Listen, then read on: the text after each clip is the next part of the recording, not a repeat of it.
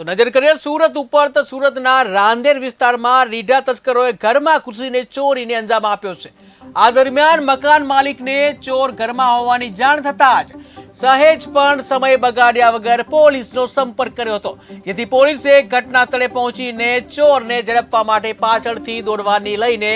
મોપેડની મદદથી તથા PCR van દ્વારા ઝડપી લીધા બાદ મુદ્દામાલ કબજે કરવામાં આવ્યો છે, જેથી મહારાષ્ટ્રના રીઢા તસ્કરોને ઝડપી લેવામાં આવ્યા છે। ત્યારે રીઢા ગુનેગારને ઝડપવામાં પોલીસને સફળતા મળી છે,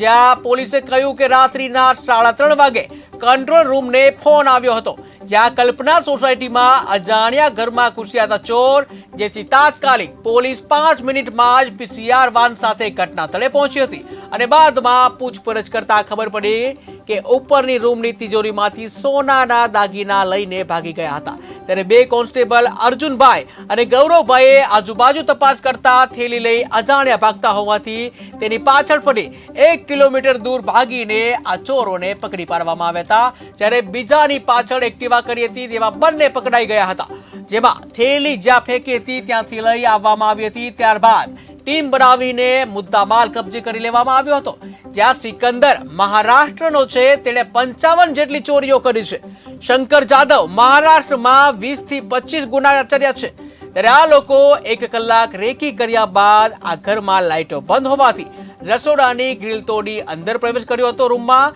અને જ્યાં ચોરીને અંજામ આપ્યો હતો, જેથી પોલીસે કહ્યું કે યોગેશભાઈએ ડાઉટ જતા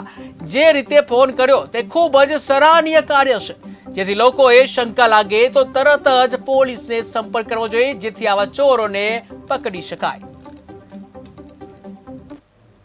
રાત્રે 3:30 વાગે કંટ્રોલ રૂમમાંથી પીસીઆરને કોલ હતો કે કલ્પના સોસાયટીની અંદર કોઈ અજાણ્યા ઈસમો અંદર ઘરમાં ઘૂસી ગયા છે। એ કોલનો રિસ્પોન્સ તરત અમારો રિસ્પોન્સ ટાઈમ લગભગ 5 મિનિટનો જ હતો। 3:35 રાંદેરની પીસીઆર ત્યાં આગળ પહોંચી ગઈ હતી અને પહોંચ્યા પછી જે ફરિયાદી હતા એને પૂછ્યું કે શું થયું છે,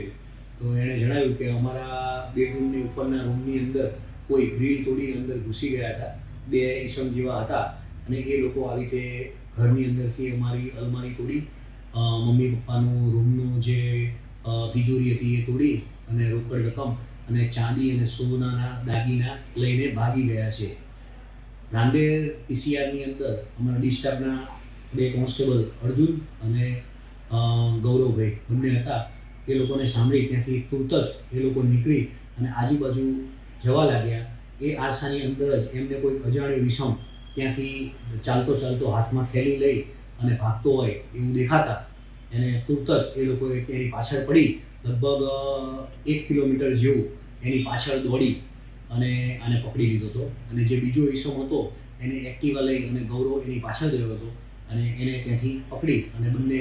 વ્યક્તિઓને અહીંયા લઈ આવ્યા હતા પોલીસ સ્ટેશનમાં। પૂછપરછ કરતાં એમની જોડેથી રસ્તામાં એને થેલી ફેંકી દીધી હતી, એ થેલીની પૂછપરછ કરી અને અમે પાછા ફરીવાર ડિસ્ટાફના માણસો જે રામદેવનો અત્યારે રમજાન મહિનો ચાલે છે એટલે અમારા ડિસ્ટાફના તમામ માણસો ડિસ્ટાફ પીએસઆઈ ડીએસ પરમાર પણ પોતે ત્યાં હાજર હતા અને તાત્કાલિક ટીમો બનાવી અને બધો જે કંઈ મુદ્દામાલ હતો એને કબજે કરી લીધો।